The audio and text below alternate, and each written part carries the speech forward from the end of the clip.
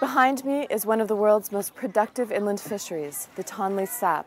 Replenished each year by the monsoon pulse of Southeast Asia, it is the heart of the Mekong River system and of Cambodia's very existence.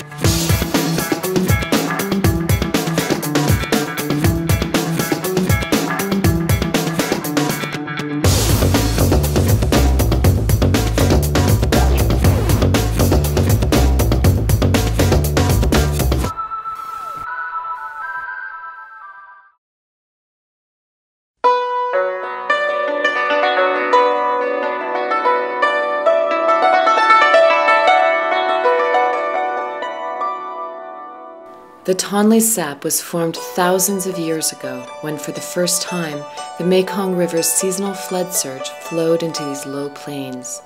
At the peak of the wet season, the lake expands to cover up to 13,000 square kilometers, or 6% of Cambodia's total landmass.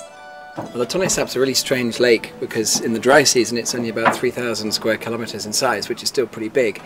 And the river at the base of it flows out and down to the sea, which is normal. And then when the rains start up in China and in Laos, the water level in the Mekong rises, and then the river to the Tonle Sap reverses, and the lake expands to 15,000 square kilometers. It's a huge and unique ecosystem. Of the nearly 3 million people around the lake, about 1/3 live in floating villages. Those who cannot afford even a small floating home live on the shifting shoreline, moving with the water's ebb and flow.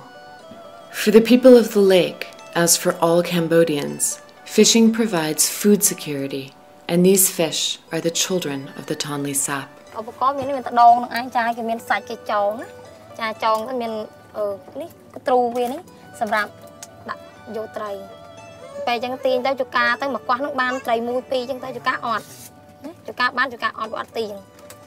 They rely almost entirely on the lake, on the fish for their protein needs.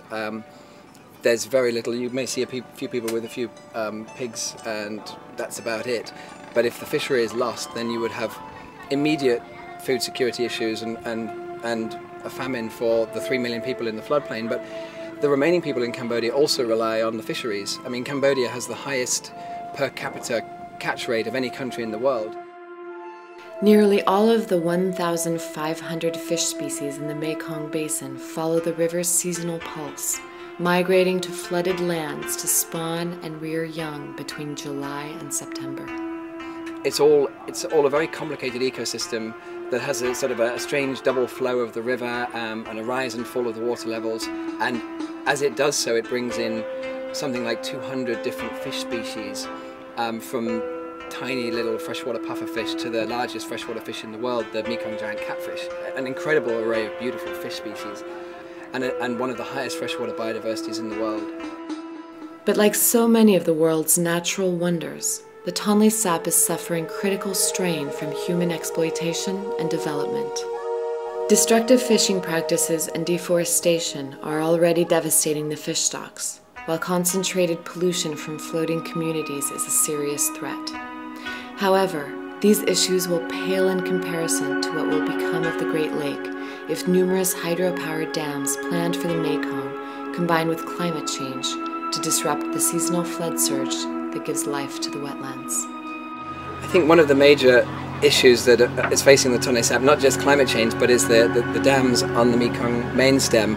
If that reduces the amount of water coming into the Tonle Sap so it doesn't expand to as large of a size, then there's less habitat for the fish to be able to move into to feed, and it also leads to the population collapse of the fishery. So even the smallest changes could have a huge impact, and the potential changes of the hydro dams are not small, they're really large. The consequences of losing the Tonle Sap's annual cycles of birth and regeneration are beyond imagination. Those most vulnerable to starvation would be even worse off than they are now, and the planet would lose a priceless natural treasure. At this exact moment, the Mekong is at the moment minimally impacted by development, and over the next decade or two, we're seeing potentially a huge increase in development in this area. We need to look at all of the different factors, environmental factors and social and cultural factors, and then try to work out what is the best for the long term, not just for the sort of short term energy needs. ចាភ័យដែរគីឡូថាអនាគតមុខបនេសាទនេះគឺថាបើសិនជាទៀតទៅត្រីវាចិត្តតែតបខ្សោយទៅភ័យដែរមិននឹងគាត់ថាមានយកអត់មានដើមទុនអត់មានមុខរបរអីប្រែណាចាមិនដឹងថាគិតប្រែទៅរកមុខរបរអីវិញចាហើយយើងមានតែមួយមុខតែពេលអនាគតទៅមិនដឹងថាយ៉ាងម៉េចដែរនេះមិនតាន់ហ៊ានសន្និដ្ឋានឡើយណាចា Standing in this remarkable place, I'm reminded of how central water is for the lives of the world's poorest people, and how when we protect our water resources, we provide for those who have so little.